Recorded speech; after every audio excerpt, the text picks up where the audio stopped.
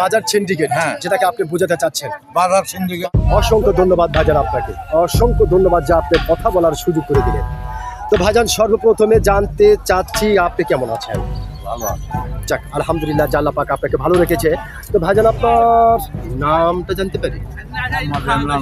মোহাম্মদ ইমরান হোসেন, সুন্দর একটি নাম আপনার ভাইজান, চমৎকার একটি নাম আপনার। তবে একটি কথা বলতে আমি বাধ্য হচ্ছি, সেটা হচ্ছে আপনার নাম শুনে এবং আপনাকে সামনাসামনি দেখে যেটা বোঝা যাচ্ছে আপনি সাংঘাতিক একটি সাহসী মানুষ।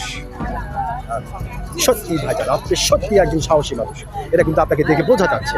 তো ভাইজান, যেহেতু আপনি একজন সচেতন নাগরিক এবং একজন সাহসী মানুষ, সেই ক্ষেত্রে এই বিষয়টি আপনার কাছ থেকে জানতে চাচ্ছি যে আমাদের বাংলাদেশে হাজারো সমস্যা, লক্ষ সমস্যা, এত সমস্যার ভিতরে সর্বপ্রথমে কোন সমস্যার সমাধান হওয়া দরকার বলে আপনি মনে করতেছেন? সমস্যার সমাধান এখন সব দিক দিয়ে নিয়ন্ত্রণ রাখা লাগবে। বাজার মনে করো আলু, চাউল, গম, সরিষা, এগুলা তো আমাদের নিত্য প্রয়োজনের দরকার। জি জি জি। এগুলা সমস্যার নির্ধারিত স্থানীয় বাজার থাকলে আমরা সব দিক দিয়ে সুবিধা। বাজার সিন্ডিকেট, হ্যাঁ। যেটাকে আপনি বোঝাতে চাচ্ছেন। বাজার সিন্ডিকেট। বাজার সিন্ডিকেট যাতে হ্যাঁ। না হয়। হ্যাঁ, জি, জি। এই তো পাম্পের তেল থাকেও পাম্প বন্ধ করে দিচ্ছে। জি জি জি। কৃষকের ঘরে কিরকম একটা সিন্ডিকেট হয়ে যাচ্ছে, কথাটা বুঝতে পারবে। হ্যাঁ হ্যাঁ হ্যাঁ।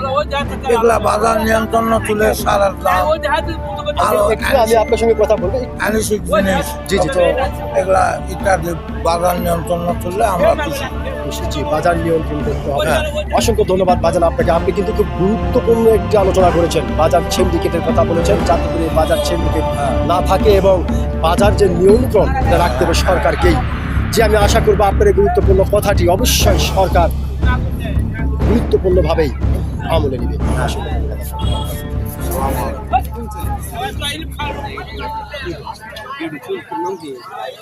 গোলাম আজম।